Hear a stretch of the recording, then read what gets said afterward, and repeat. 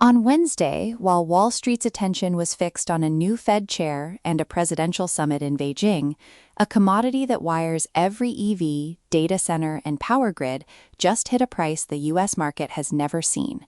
COMEX copper surged to $6.69 per pound, a record. The S&P 500 and NASDAQ closed at fresh highs. The 10-year Treasury yield pressed toward 4.5%, its highest in 10 months. Producer prices rose signal.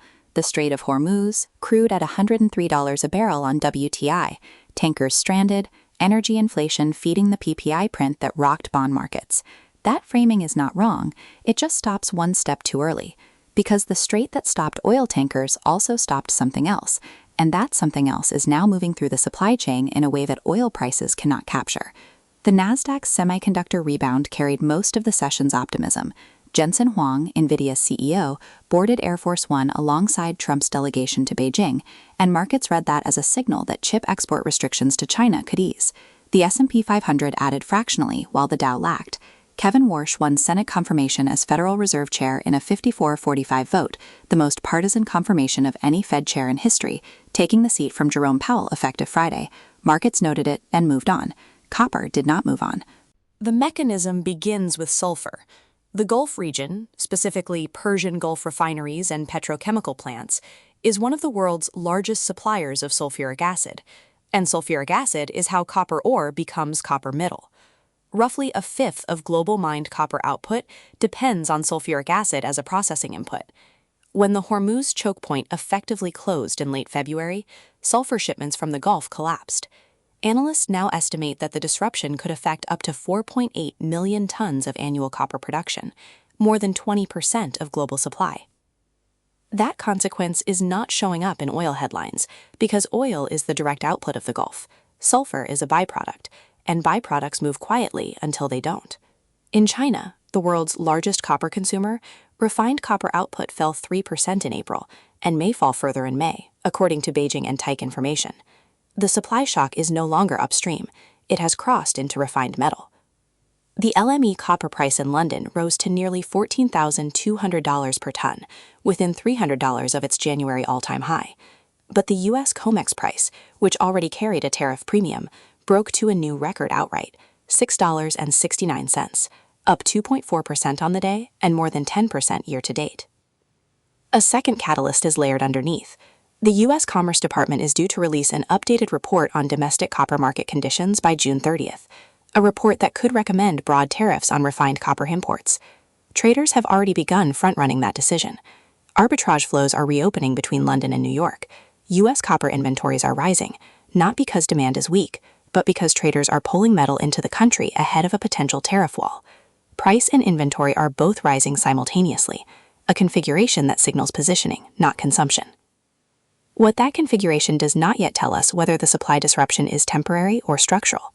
The Hormuz situation has not resolved. Iran is now processing tanker passage through the strait on a case-by-case basis, suggesting operational control has not been relinquished. Each day that sulfuric acid shipments remain interrupted is another day of processing capacity deferred at mines that cannot simply substitute inputs. The copper market is now betting that this does not resolve quickly, but that bet has a number attached to it. The LME all-time high of $14,500 per ton, set in January, is the number that now defines the copper trade's next phase.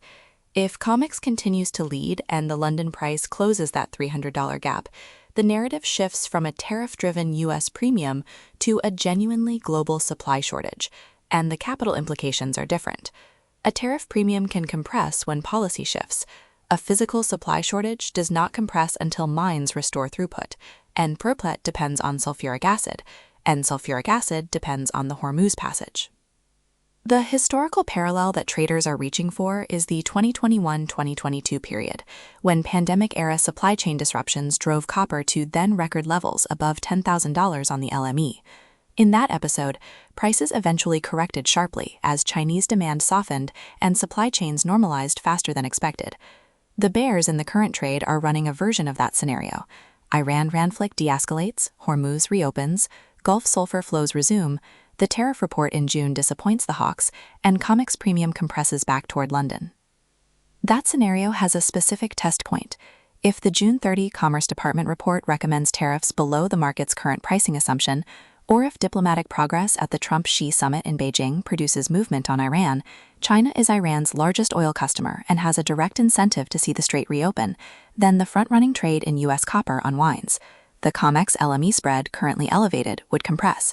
That compression is the early warning signal to watch, not the absolute price level. The case for continuation rests on the sulfuric acid constraint holding independent of tariff outcomes. Even if the commerce report disappoints and the spread compresses, the physical supply problem at mines does not disappear. Copper output in Chile and Peru, the world's two largest producing countries, faces processing constraints that take months to unwind even after inputs are restored. Freeport-McMoRan has already pushed full restart of its Grasberg mine in Indonesia to early 2028. The supply side is not elastic on a quarterly timeframe. The verification benchmark for the next session is the LME copper settlement price. If it closes above 14,200 and narrows the gap with COMEX, the global shortage reading gains ground over the tariff front-running reading, and the $14,500 all-time high becomes the next active level. If LME stalls while COMEX holds, the spread persists as a U.S.-specific trade, meaningful but structurally weaker. What would prove the bullish reading wrong is not a lower price, but a narrowing of the sulfuric acid disruption timeline, and that timeline runs through Tehran, not through the Fed. Every day after the close, we publish a market wrap and key issue analysis. Subscribe to the channel.